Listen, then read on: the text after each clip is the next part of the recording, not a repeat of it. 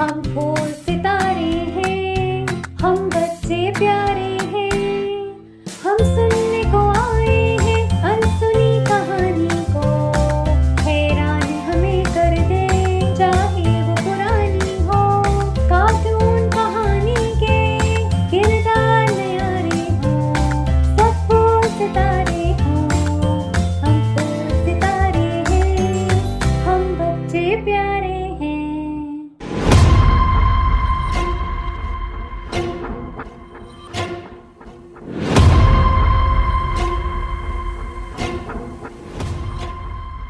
लाखों बरस पहले आसमान पर शमाल की तरफ सितारों और बादलों के दरमियान एक बहुत बड़ा रीछ रहता था।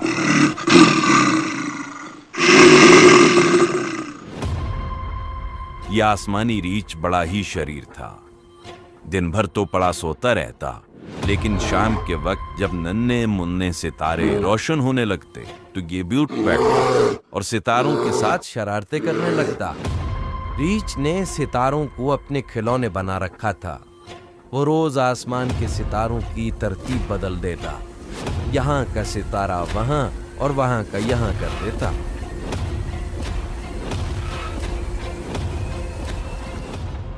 अरे ये क्या? लगता है आज जमीन पर कोई जश्न हो रहा है और मुझे किसी ने नहीं बुलाया। अब देखो मैं इनकी खबर लेता हूं। ये आसमानी रीछ कभी कभी तो शरारतों से जमीन का निशाना लेकर सितारे फेंकने लगता।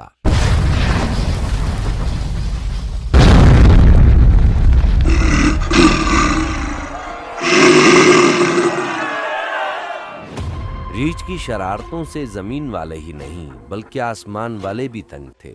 उसकी शरारतों का सिलसिला जब रोज बरोज बढ़ने लगा तो आसमान के शमाल में रहने वाली 7 नेक दिल परियों से न रहा गया। सातों बहनों ने यह फैसला किया कि रीछ की शिकायत चांद के राजा से की जाएगी।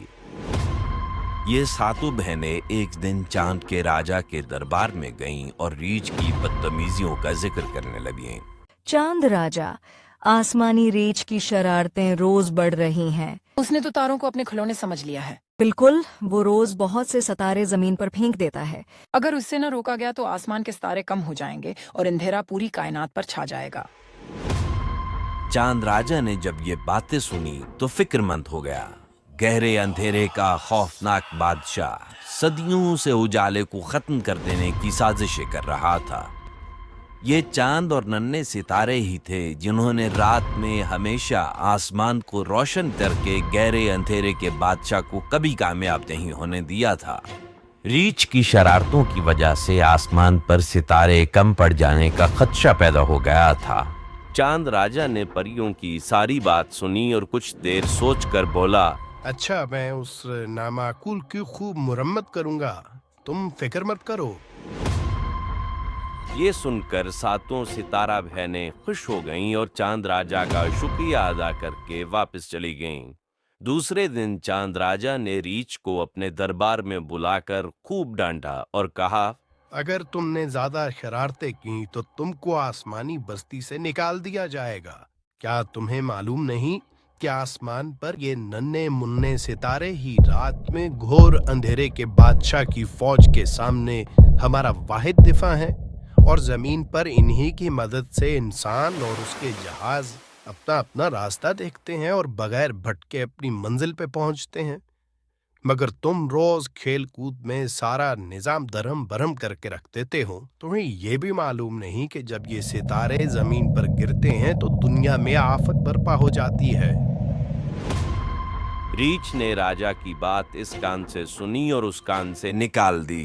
वो कहकहा मार के बोला, मैंने क्या दुनिया के जहाजों और मुसाफिरों की रोशनी का ठेका ले रखा है जो उनकी फिक्र करूं।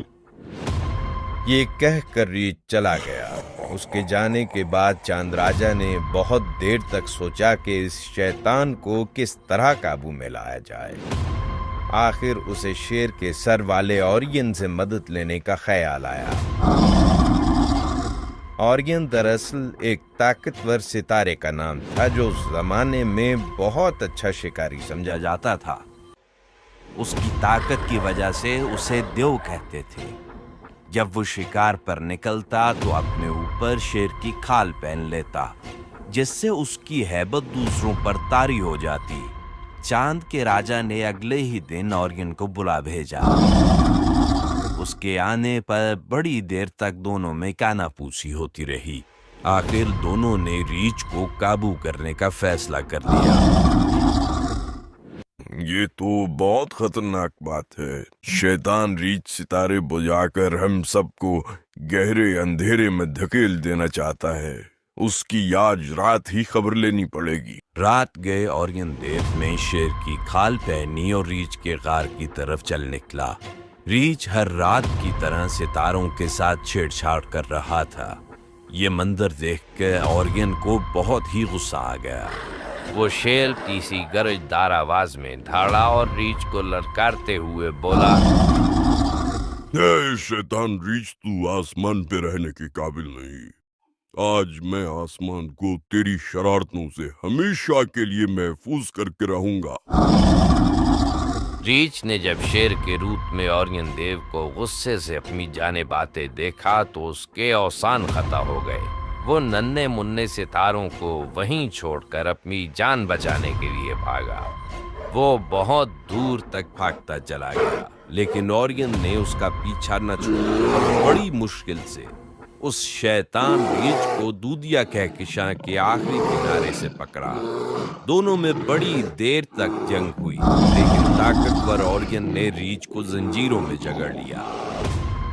चांद के राजा ने रीछ को हमेशा के लिए काबू में रखने की जिम्मेदारी 7 बहनों को दे दी, जबकि ऑरियन को यह हुक्म मिला कि वो रीछ पर अपनी तीर कमान से निशाना बांधे खड़ा रहेगा, ताकि आइंदा कभी रीछ यहां से भागने की कोशिश न कर सके। लाखों साल गुजर जाने के बाद आज भी रीछ यूं का त्यों कैद है। अगर हम गहरी रात में किसी वीराने से आसमान पर शमाल की तरफ देखें तो हमें कुतुब सितारे के पास ही रीछ बंधा नजर आएगा। उसको 7 बहनों में से 4 ने पकड़ रखा है, जबकि 3 बहनों ने उसकी दुम पकड़ी हुई है। जरा दूर आसमान पर हमें ऑरियन देव भी नजर आ जाएगा। वो आज भी तीर कमान लिए रीछ की तरफ निशाना लगाए खड़ा है।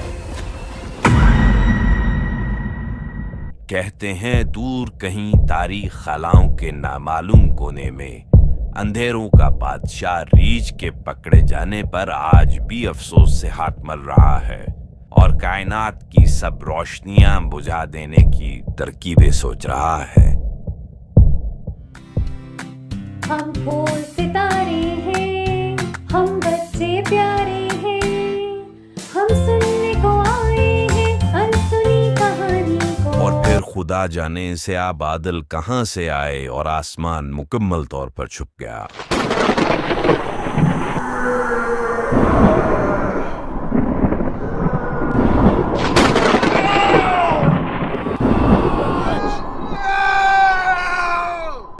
सफेद और दिल का काला, आया गवाला आया गवाला, दूध में ढेर और पानी मिलाकर लाया गवाला आया गवाला। भाग जाओ यहाँ से शरारती बच्चों।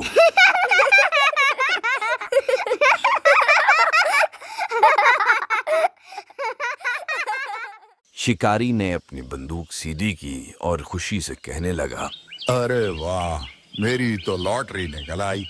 इस जंगल के जानवरों ने तो कभी कोई शिकारी ही नहीं देखा, इसीलिए तो यूं मजे से घूम रहे हैं।